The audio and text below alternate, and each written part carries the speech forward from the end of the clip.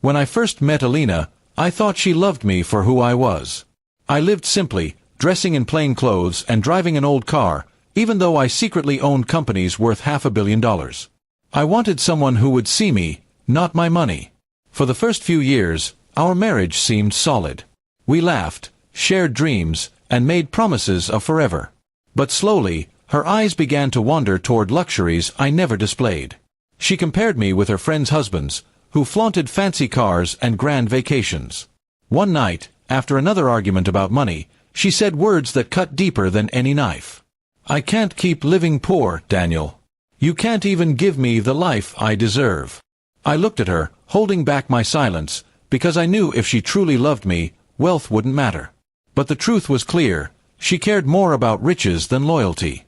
Within a month, she filed for divorce. She left without looking back, convinced she had freed herself from a poor man.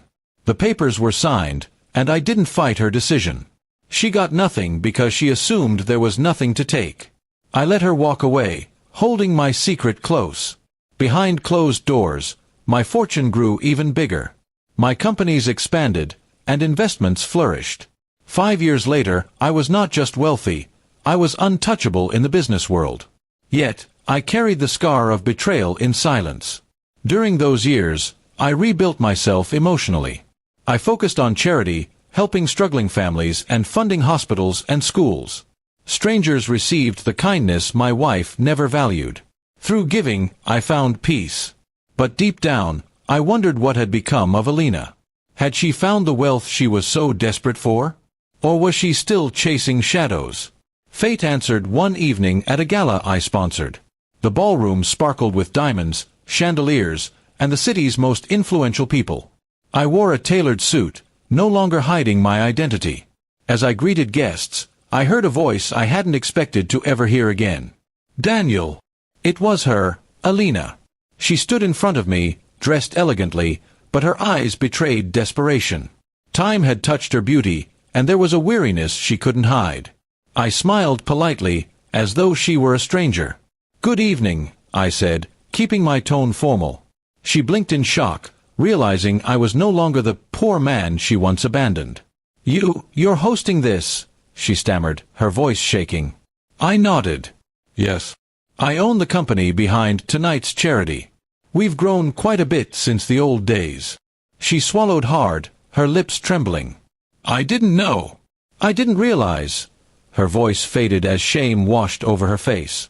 In that moment, she reached for my arm, as if trying to reconnect. "Daniel, maybe we could talk. I was foolish before. I didn't see what I had." I gently pulled my arm away. My eyes remained calm, but firm. "No, Alina.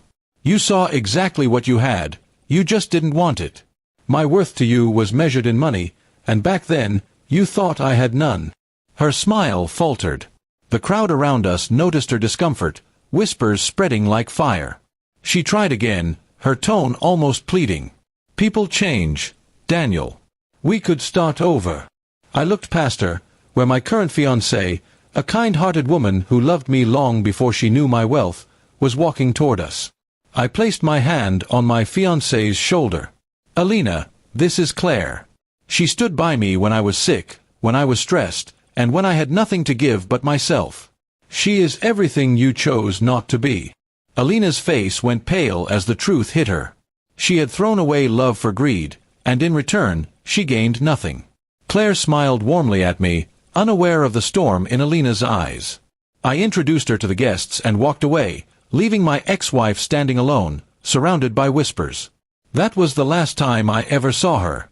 She had become a ghost of her own choices. In the weeks that followed, I learned from others that her second marriage had collapsed. The wealthy man she left me for had gone bankrupt, leaving her with debts. She had come to the gala hoping to win back the man she once discarded, but the world doesn't often grant second chances to those who betray love. As for me, I found peace in the arms of someone genuine. Wealth was never the prize. It was loyalty, kindness, and love that mattered. My ex-wife's greed had destroyed her path, but it had sharpened mine. The betrayal that once crushed me became the foundation of my strength.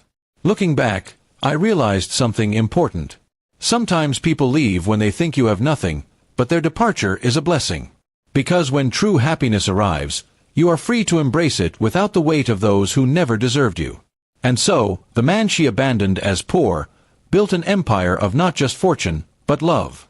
While she spent her days chasing regrets, I lived mine in gratitude, knowing the greatest wealth was never the $500 million in my account, but the peace in my heart.